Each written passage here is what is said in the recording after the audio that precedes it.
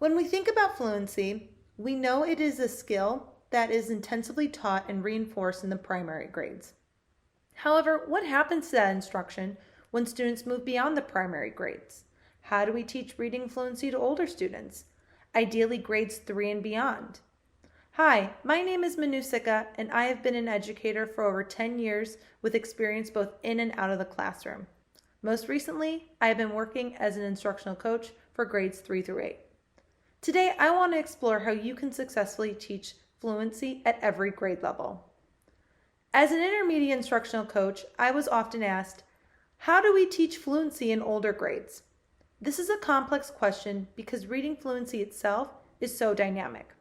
It ranges from reading a text with appropriate accuracy, pacing, and expression to decoding words and comprehending what the text means.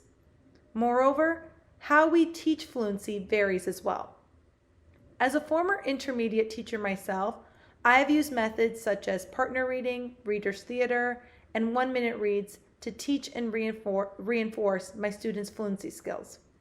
However, with all that we do to support fluency skills, I still keep hearing over and over again from teachers that once students move beyond the primary grades, they tend to forget or still do not know how to read fluently.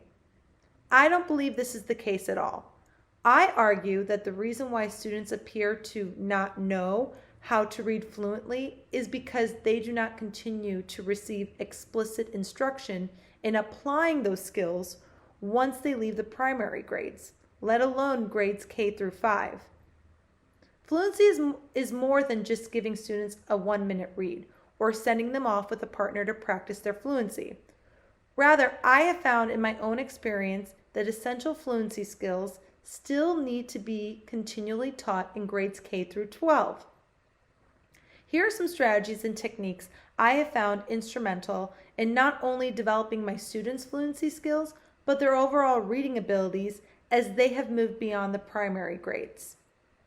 The first strategy is to set a purpose and relate it to your students.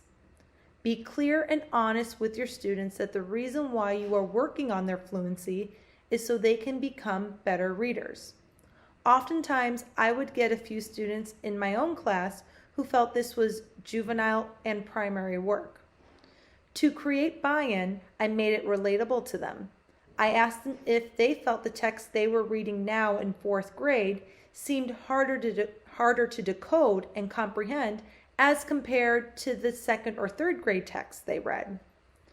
The majority of my students would nod their heads, and a few of them even had a look of amazement, as if to say, wow, how did she know that?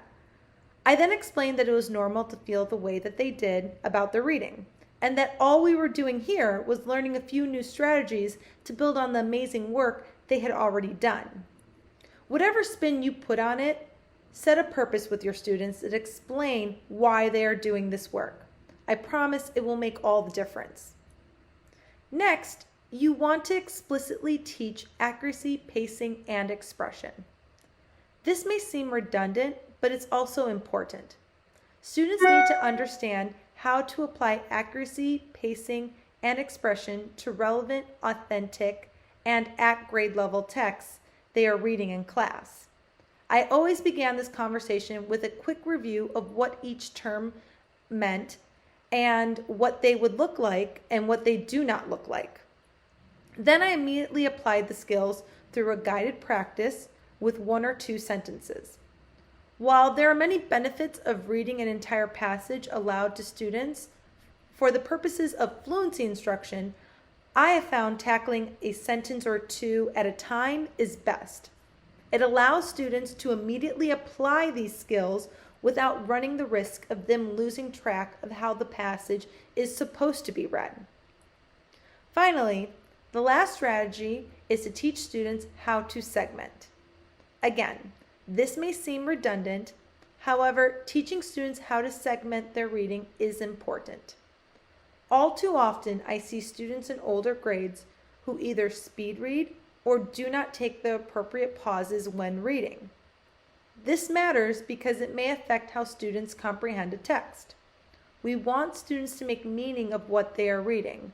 That will not happen if they are not segmenting appropriately. I approach this by simply teaching students how to identify W-word phrases in their reading and to segment or chunk their reading based on that.